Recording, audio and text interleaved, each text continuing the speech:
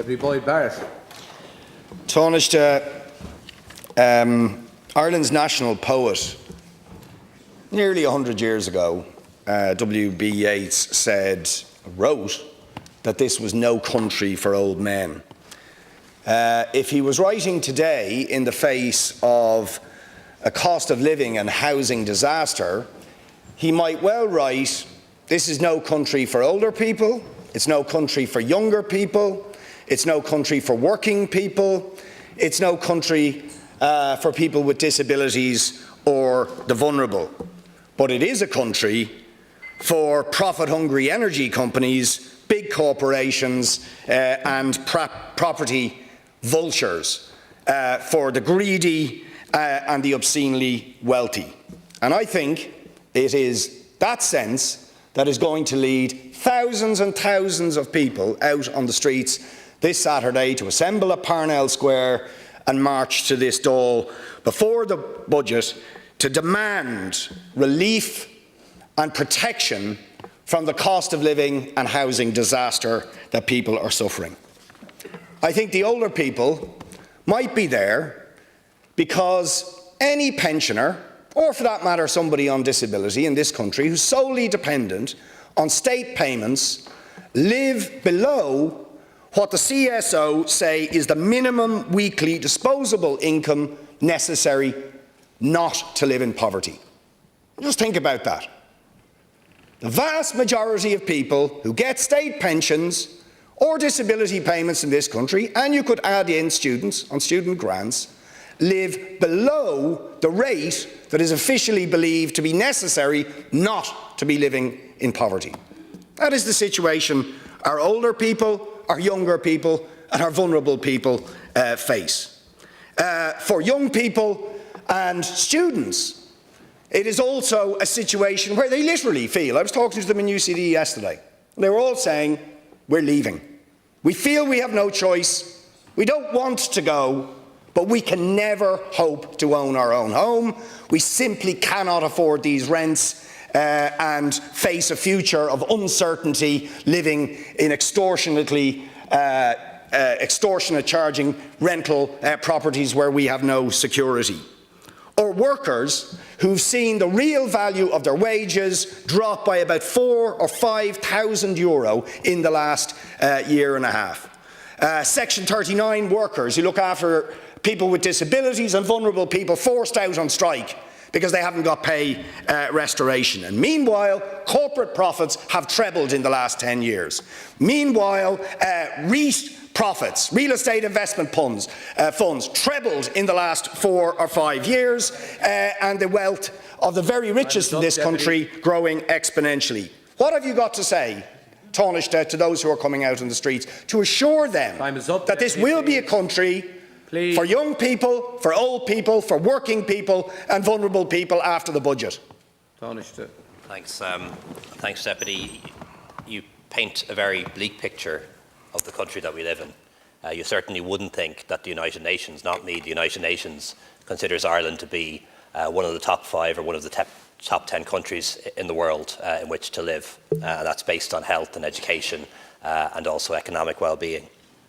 And you'd also think from your remarks that we were seeing a massive outflow of people from our country. In fact, the reverse is the case. The CSO, which you mentioned earlier, has indicated that our population in Ireland last year increased by 89,000. That's an extraordinary increase in population. And yes, that is tens of thousands of Ukrainians fleeing the war in Ukraine, but that's not the half of it. Many more are people coming from the UK and the European Union and from other parts of the world to work in this country, because this is seen by them as a country in which there are great opportunities for employment and advancement. And crucially, what those same figures show is that more Irish citizens returned to Ireland last year than left. And that's been true for a number of years now. The impression you would create is a very different one.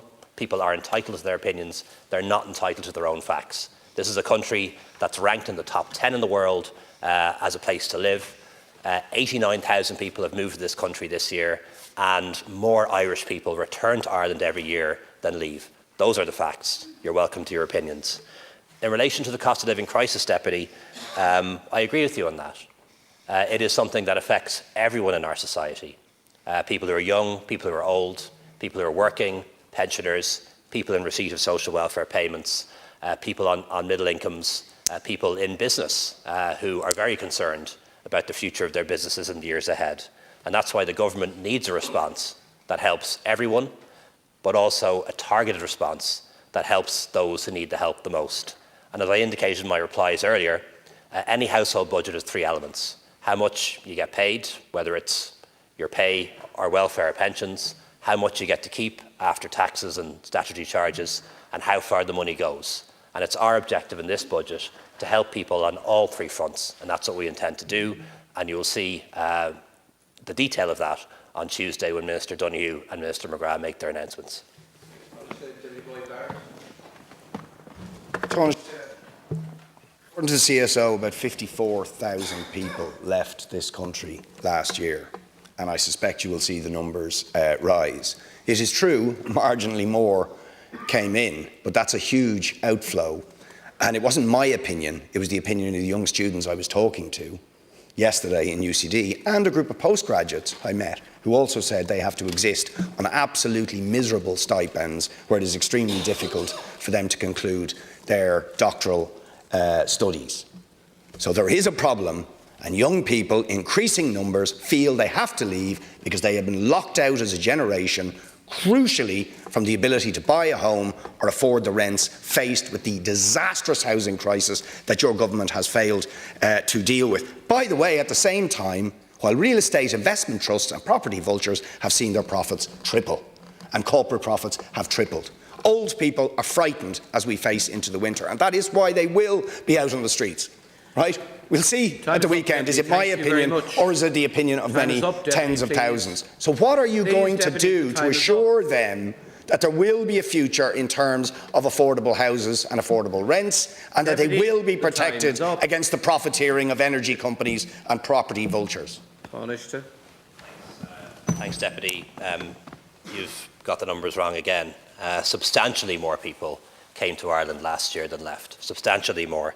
And when it comes to Irish citizens, more returned than left, albeit marginal, but more returned than left. And the impression you would create is a very different one. You'd create an impression of a country that is seeing its citizens leave in large numbers and not return in greater numbers. And those are the facts, Deputy, and people are free to check them if they wish.